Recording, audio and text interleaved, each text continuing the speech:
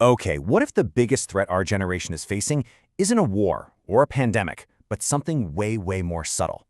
Today, we're diving into a blueprint for the future, pulled straight from the pages of The Strategic Youth, a really powerful take on what might be our generation's most defining challenge. The whole thing kicks off with this single, kind of chilling statement. Think about that for a second. It's not just some clever line. It's a direct challenge. It sets the stage for a conflict that isn't fought on a battlefield, but, in our everyday choices, our habits, and right inside our own minds. So, this idea frames the defining struggle of our time. It's about this silent, almost invisible rise of artificial intelligence, and what that actually means for our own human agency. I mean, if you look back, previous generations fought enemies you could see, right? Colonial powers, unjust laws, armies on a battlefield. Our conflict, it's just not that obvious. It's a fight to hold on to our own will, our own ability to make decisions, in a world that's being increasingly shaped and, directed by algorithms. And here's the really tricky part. AI's power isn't in some kind of brute force. It's in how convenient it is. It's just seductive. It offers us faster searches, recommendations that feel perfect for us, and just an easier life. And by accepting that convenience, we slowly, almost without realizing it, hand over the reins. Which of course begs the question, how on earth did this happen? It wasn't some overnight takeover, right? It was this gradual process, a slow creep into the very fabric of our society. To really understand how we got here, we've got to rewind the clock a little. We have to go back to the very beginning of AI, from this little spark of an idea in a genius's mind to a force that now touches, pretty much every part of our lives. So it all started with this one provocative question back in the 1950s, and that single question sparked a revolution, creating a whole new field of study. Then in the 90s, we got the breakthrough of machine learning, which let systems actually learn on their own. And that evolved into what we have now, deep learning, giving AI this incredible power to find patterns in these massive oceans of data, making it totally indispensable to our modern world. This is basically the playbook for the takeover, a simple three-step process. First, AI offers a convenience that's just really hard to say no to. Then, we become dependent on it. And finally, that dependency can become a form of control because we start to lose the ability, or maybe even the desire, to function without it.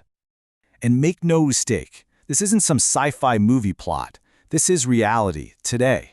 Algorithms are the silent gatekeepers deciding who gets a loan, who gets a job interview, and even what news and opinions you see. They're shaping our whole worldview. So here's the most important point. The real danger isn't some Hollywood-style robot uprising. Nope. The real risk is a quiet human surrender, the slow fading of our own judgment as we just accept whatever the algorithms decide to serve us. But look, this isn't all doom and gloom. Not at all. The argument here is that we have a powerful strategic advantage. We have qualities that are uniquely human, things that no machine could ever truly replicate. Just look at this comparison. AI is an absolute master of logic, of data, of optimization. But it always operates inside the lines of its code. It can't dream of something new. It can't lead with a deep moral conviction or imagine a future that doesn't already exist in its data. That's our turf. And these are our weapons. Having a strong sense of purpose becomes like armor against all that algorithmic manipulation. Our imagination becomes a form of rebellion against a reality that's been curated for us. And mastering real-world skills, that becomes our true currency in a world where so much digital work can be automated away. So, how do we actually put these weapons to use? Well, there's a practical blueprint for building a future that puts humanity right back in the driver's seat. This vision for a human-centered world is built on 4 really powerful pillars. First, food is freedom. Why? Because when you control your own food supply, you break your dependence on these big, fragile systems. Second, decentralized voices.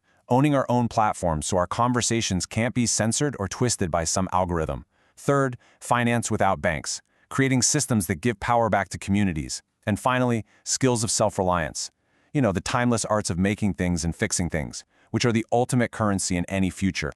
And all of this brings us to the final, powerful call to action. This isn't just about surviving the age of AI. It's about leading a brand new era of human flourishing. This, right here, this is the ultimate vision. After decades of being so focused on digital progress, the next great leap forward is going to be a rediscovery of what makes us human.